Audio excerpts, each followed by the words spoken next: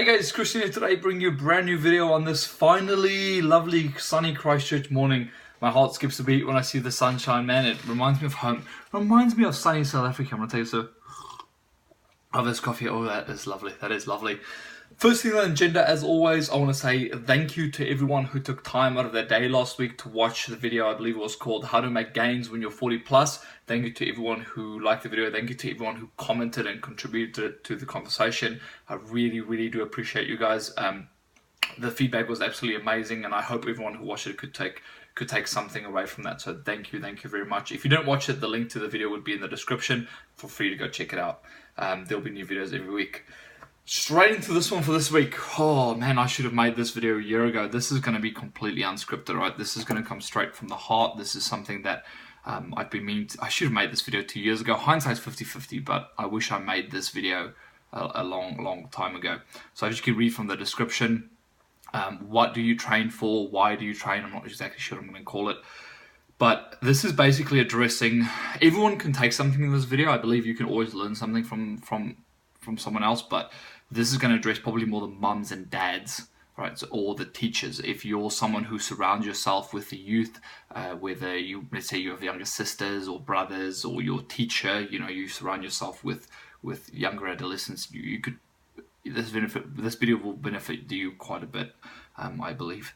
So I'll start off by saying that I believe training should enhance your quality of life. I mean, I personally train because I enjoy seeing progress. I enjoy building myself up physically. I enjoy building myself up mentally, and I enjoy challenging myself.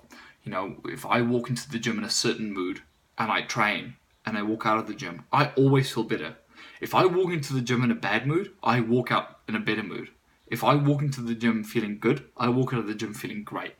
If I walk into the gym feeling great mood, I walk out feeling even better. It always enhances my day, and it enhances my general quality of life. You know, I feel I'm happy being strong. I'm happy being fit. I'm happy being healthy, and that, you know, that's why I personally train. But what I've noticed since getting into the CrossFit industry is a lot of people, especially the mums in our community, or the middle-aged women. I'm going to say middle-aged. Don't get upset about it. You know, punch yourself in the stomach. You're fine.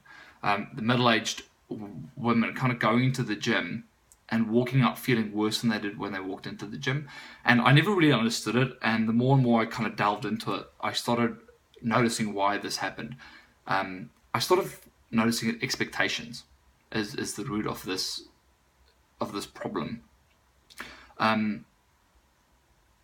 The expectations that these mums sometimes set for themselves is they're just completely unrealistic.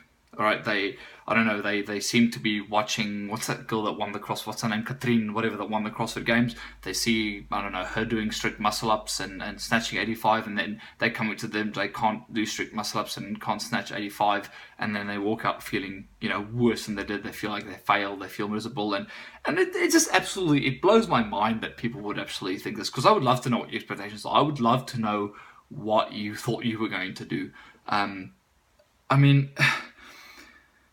you can't do CrossFit for a year or 2 or 3 and expect to go into the gym and bust out a set of strict muscle ups. You just can't, right? You're literally putting yourself in the mind frame of the top 0.1% of the CrossFit population. I mean, these people have been training. CrossFit's not even 10 years old. These people have been conditioning their bodies since they were this big. They've been conditioning themselves for 10, 15, 20 years. They've been building themselves up, and by the time they get to strict muscle ups or snatching 85, all they have to do is learn the bar path or the positioning, and they can do the movement. Right? You have not conditioned your body for 10, 15, 20 years to do that. So why are you putting yourself that expectation yourself to do that? Like, I don't understand it. I really want you to sit down and have a serious conversation and ask yourself, why do you train? Because I personally believe 99.999% of you are going to be training to improve your quality of life. I mean, you're going to be training to better yourself. You're going to train to improve yourself physically. You're going to train to improve yourself mentally. And, you know, you want to be fit and strong, lift something heavy once a day, get out of breath once a day, do that for 10 years, and I guarantee you will be fit and strong. But this whole, oh, I started CrossFit a year ago, why am I not able to do strict muscle ups? What? Like, it literally blows my mind. I'm shocked. I'm shocked when this happens. You need to be grateful for improvement. I'm always grateful. If I put 2.5 kilos on anything, if I PR my friend by a couple of seconds, or I PR my fight one bad score, or I run a 400 bit faster, I'm so grateful to be able to physically challenge and improve myself. That by itself is enough. I'm not running the 400 in a minute and say, oh damn it, man, I really wish I could run the 452 seconds like Dan Bailey. I'm a failure in life. What? No, that's not at all how it works. Be grateful for improvement. And I think the problem comes with people watching too much CrossFit Games. Right? You're watching too much. What's that documentary with the Froning thing? The Froning Fittest. You're watching too much CrossFit Games. You're watching too much Froning 15th this, and you're putting yourself in their mind space and training methodology. I mean, you don't wake up every morning and think to yourself, man, I really don't need to live my day like Bill Gates or Mark Zuckerberg today. You don't do that in your day-to-day life, so why are you doing that with your training? I mean, why are you putting yourself in that mind frame? Like who won the games in 2007, 8, 9, 10, 11? No one knows because no one gives a shit. All right, train to improve your own quality of life. Sit down and have a conversation with yourself and ask yourself, why do you train? I mean, why am I training? I'm training to enhance my quality of life.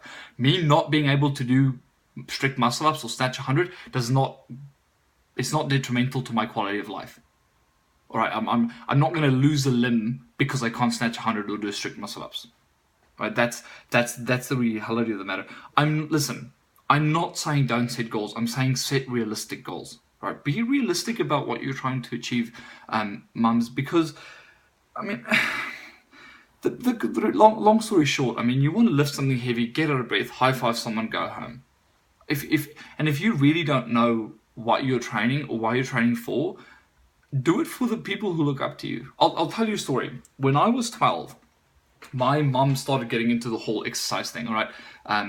My mom hated anything, like, she hated anything that made her sweaty. Walks, gym, anything, she just despised it. She didn't understand it. She thought movement of exercise, excessive exercise was unnecessary. But she wanted to start getting healthy and fit and everything, so she started going to curves. And the young Christian had no idea what curves was. All I cared about was paintball and rugby balls.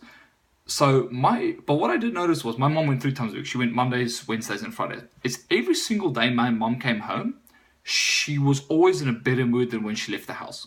Right, so if my mom left the house in a bad mood, she would come back in a good mood. If my mom left in a good mood, she would come back in a great mood.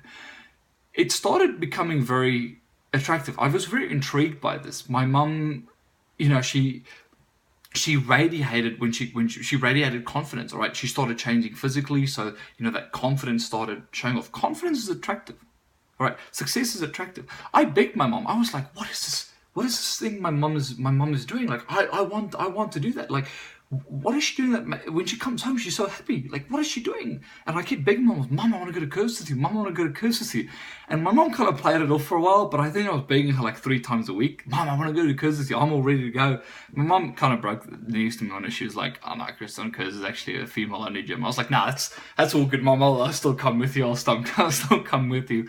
But anyway, I never ended up going to curves with her. But what I'm trying to get the message across is that success that my mom had and that improvement that she had, it was so attractive that it was very, very interesting to me. And all I wanted to do was be part of it. Because it was like, it is enhancing her quality of life so much that it was rubbing off on us. Like, I have 2 younger brothers, and it was rubbing off on us. Like, her quality of life was improving because of what she's doing. Now, imagine if that goes the other way. I mean, you're going to the gym, you're walking out feeling worse than you did when you walked into the gym, and you come home, and your kids are going to look at you and say, wow, whatever my mom is doing, I want nothing to do with that. I'm going to go do something else. Right? You're putting your children off of self-improvement. You're putting them off of exercise. You're taking them away from possible self-improvement in the gym because of your unrealistic expectations to do burpee backflips and strict handstand push-ups on rings whilst blowing fire and solving a Rubik's Cube.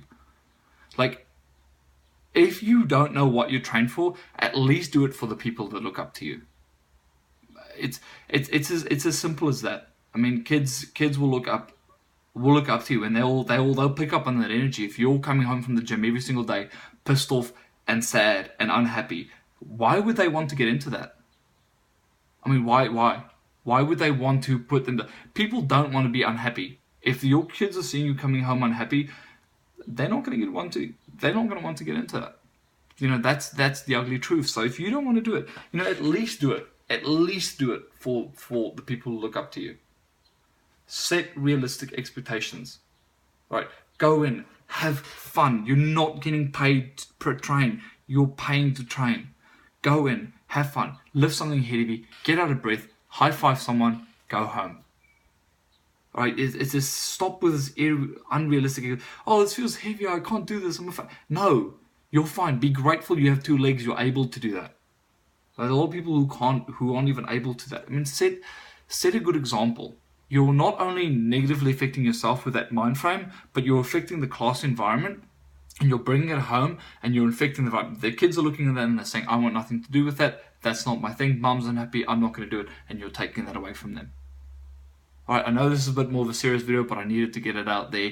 I really hope someone could take something from this. And if you ever just want to talk, you're not happy with the mind frame that you're training, you're not happy with the progress that you're making, please contact me. Message me anytime. Just flick me a text, flick me a message on Facebook, give me a call.